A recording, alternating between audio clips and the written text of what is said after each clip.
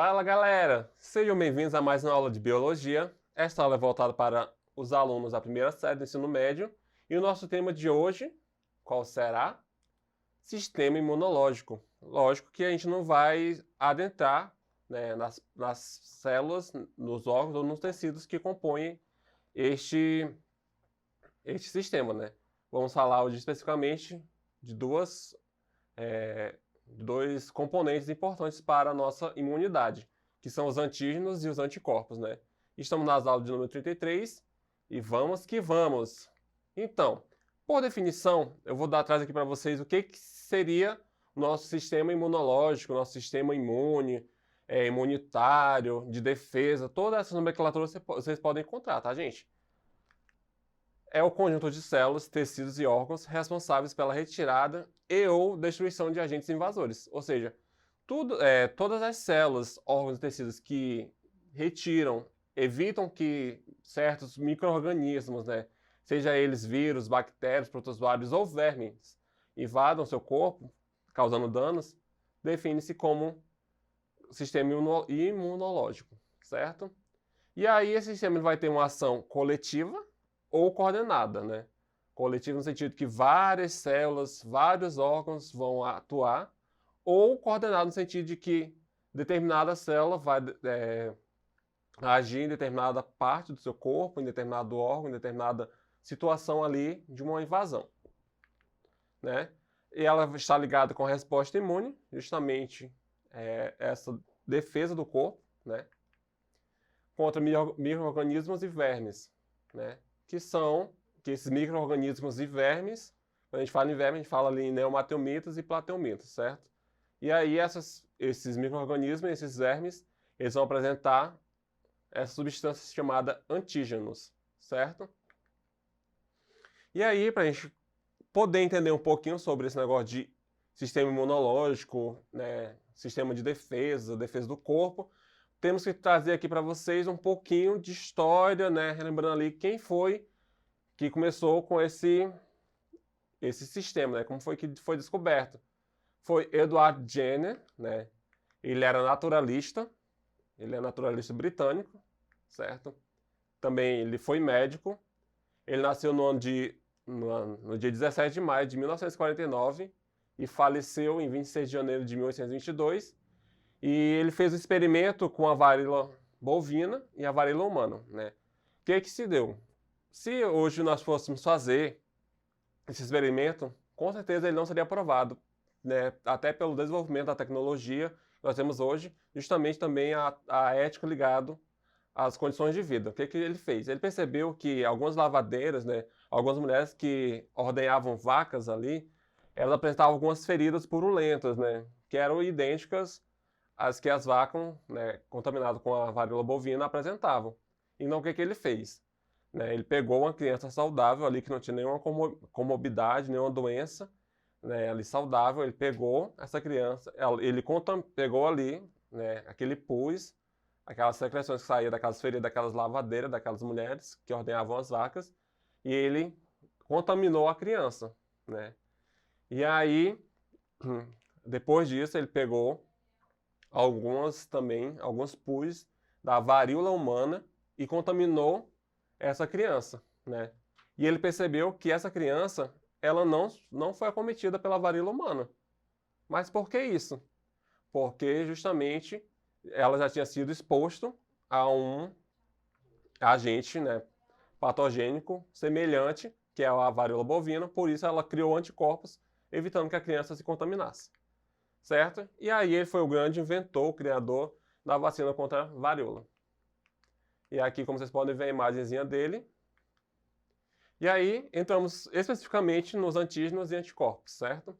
E aí trago para vocês a definição de antígeno. Antígeno é toda substância estranha ao organismo que desencadeia a produção de anticorpos.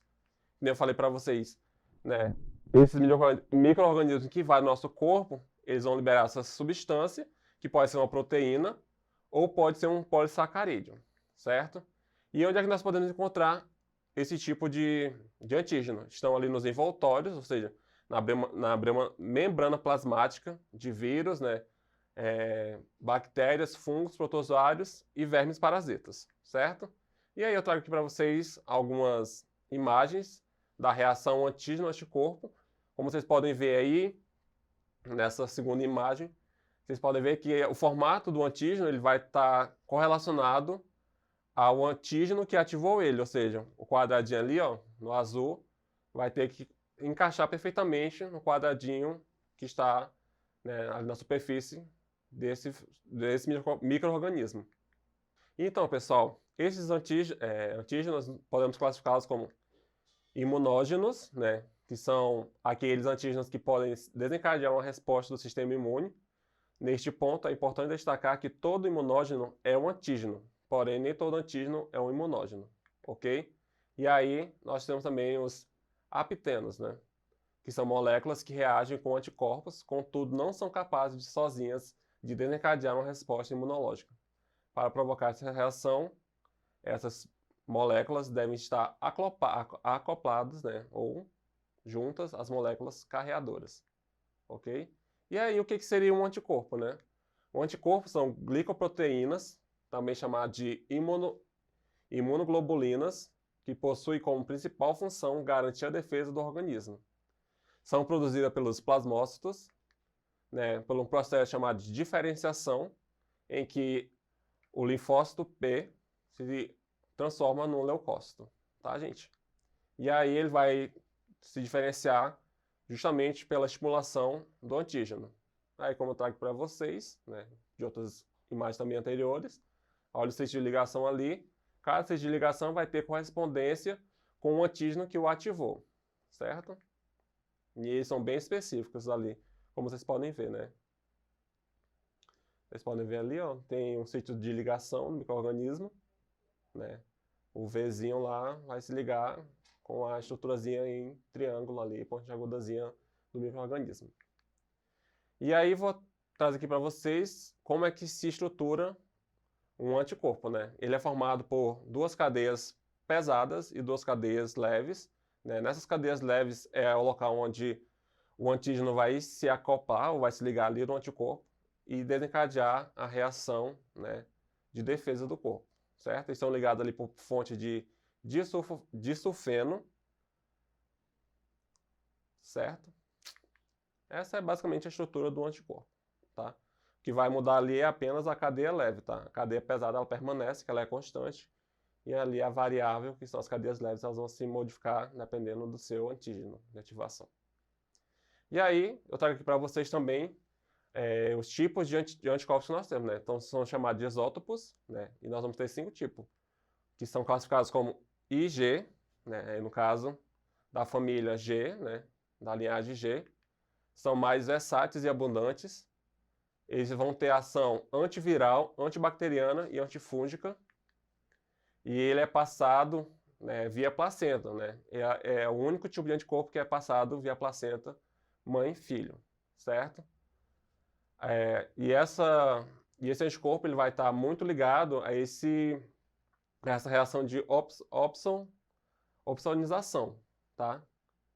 Aí nós vamos ter ali o IgM, né, que é a imunoglobulina da linhagem M. É a primeira a ser produzida, né? Ela estimula a fagocitose viral. Aí nós vamos ter o IgA, né, que é a principal classe em secreções, como lágrimas, saliva, colostro e muco.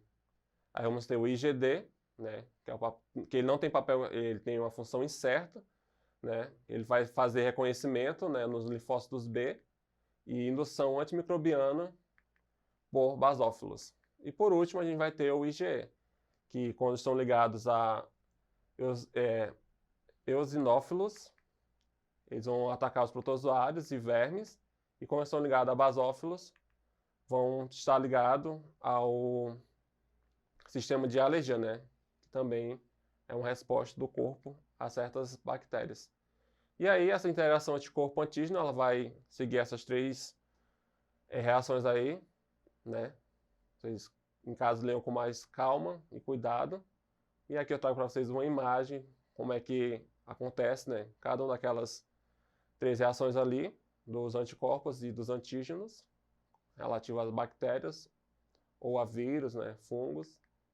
E aí eu trago para vocês alguns elementos do sangue, né, como os hemácios, monócitos, eosinófilos, plaquetas, neutrófilos, basófilos e linfócitos, certo? Praticamente essas estruturas, esses elementos fazem parte do nosso conjunto ou sistema imunológico, sistema de defesa, imune ou imunitário. Qualquer uma dessas denominações você pode estar usando. E aí vamos para mais uma, né, vamos para a nossa atividade de hoje do Exercitando, que eu peguei lá do Enem de 2014, tá? Aí vamos analisar ali a imagem, olha só, vírus, bactérias, né? Aplicação do imunobiológico, e aí como é que é feito o processo.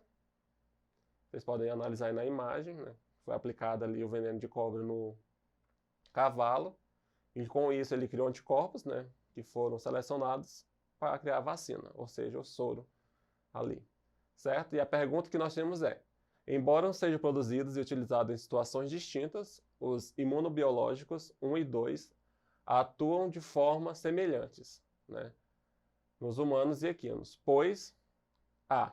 Confere imunidade passiva, B. Transfere células de defesa, C. Suprimem a resposta imunológica, D. Estimulam a produção de anticorpos, ou E. Desencadeiam a produção de antígenos. E aí, pessoal, a partir do conteúdo que nós tivemos hoje, que nós vimos, né, e com base também nas informações contidas nessas imagens, qual é a resposta que vocês acham certa, hein? Vou dar um tempo para vocês, hein? Vamos lá, saber qual é a resposta certa? Com certeza, se você escolheu a alternativa D, estimula a produção de anticorpos, você acertou, parabéns para você, prestou atenção na aula e se deu bem. Então, por hoje, encerramos, né, a nossa aula. Espero que tenha ajudado vocês a entender um pouquinho de antígenos e anticorpos. E para esta e outras aulas, você pode acessar a plataforma EducAcre, né? Lá tem um leque de opções, de disciplinas, de conteúdos. E se você ficou na dúvida ali se realmente é aquela alternativa certa da pergunta que eu fiz, você pode voltar lá, assistir com calma esta aula, né? Fazer as suas anotações. Qualquer dúvida, você pode entrar em contato via WhatsApp com o seu professor, que ele, tenho certeza, que responderá todas e sanará todas essas dúvidas que você possa ter. Certo, pessoal? O meu muito obrigado pela atenção de vocês. Fiquem com Deus e até uma próxima aula.